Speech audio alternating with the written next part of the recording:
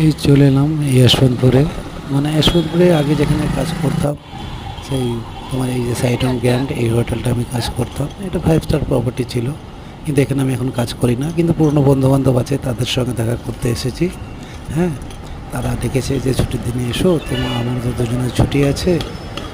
এই হোটেলটাকে খুব আমি মিস করি, যেহেতু আগে জব করতাম এখানে। তাই এই হোটেলটাকে খুব মিস করি, এই জায়গাটা মিস করি। এই যে ডাব্লিউসি বিল্ডিং, এটা 32 ফ্লোর।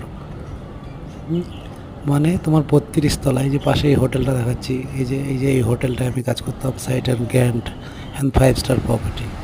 এই যে এন্ট্রান্স গেট, এটা এটা লবির সামনে দিয়ে সবাই গেস্টরা আসে যায়। কিন্তু এখন আর এখানে করি না, এখন অন্য প্রপার্টিতে কাজে লেগেছি। এই আমার বন্ধু এসেছিলো,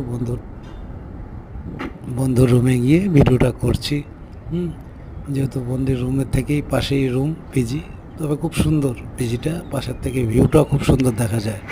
আর এই যে ডাব্লিউসি বিল্ডিং, এটা 32 ফ্লোরের উপরেই তোমার একটা 5 স্টার এই সাইড গ্র্যান্ডে একটা হোটেল আছে, যার নাম হাই লঞ্চের উপরে উঠলে তুমি পুরো ব্যাঙ্গালোরটা দেখতে পারবে। ব্যাঙ্গালোরটা দেখলে তোমার মন ভরে যাবে।